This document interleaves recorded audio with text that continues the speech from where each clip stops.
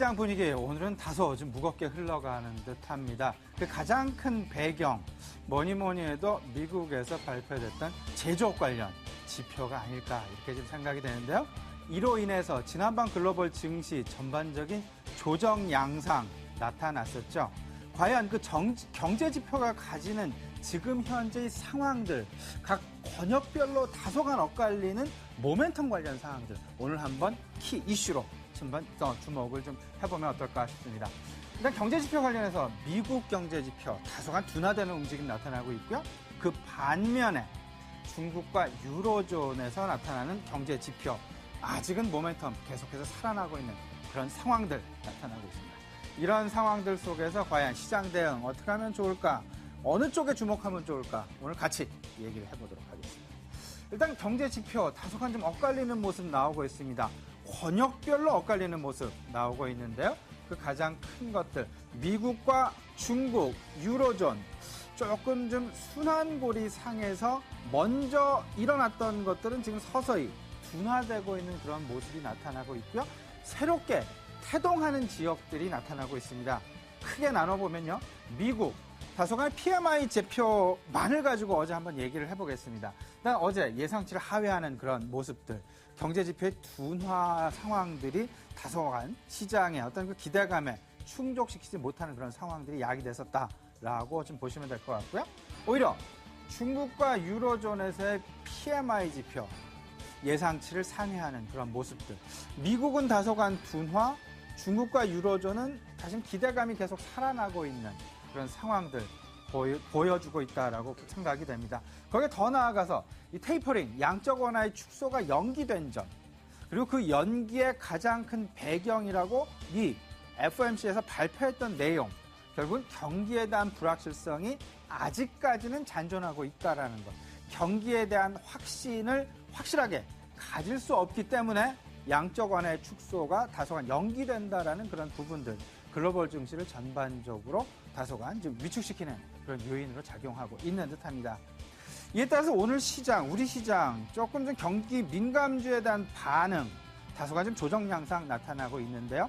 이런 상황들을 통해서 지는 곳과 뜨는 곳 좀 나누어서 생각을 분명하게 좀 구분을 해놓고 생각을 해보면 어떨까 싶습니다. 경기 순환고리를 한번 생각을 해보겠습니다. 크게 세 가지로 구분을 해봤습니다.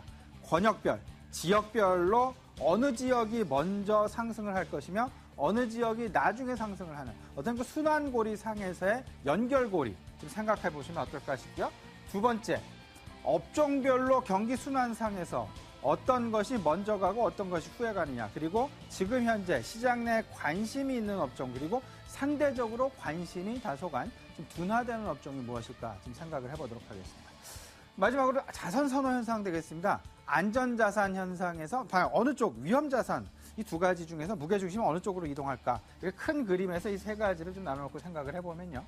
권역별로 일단은 미국에서 유로존 그리고 중국으로 점차 이동 과정 중에 그 관심의 이동 과정들이 지금 나타나고 있다라고 좀 보셔야 될 것 같습니다.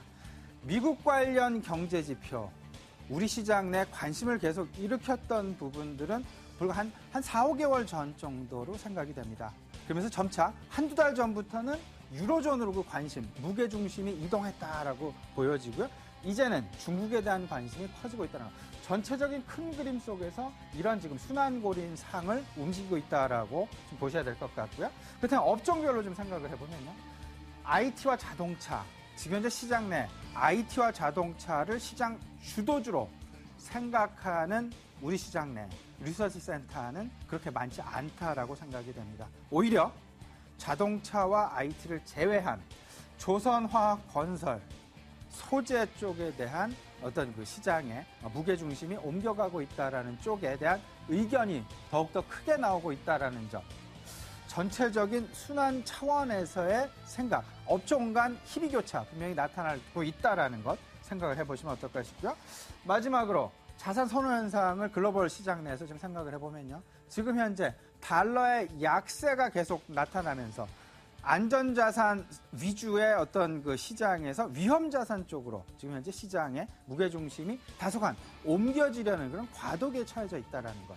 지금 현재 전체적으로 그 순환고리를 좀 보시면 지금 현재 우리가 어떤 업종 그리고 어떤 종목에 조금 더 집중을 해야 될지 답이 좀 나오는 것이 아닌가 이런 생각 조심스럽게 좀 가져봅니다. 결국은요. 베타 계수란 얘기를 많이 하고 있습니다.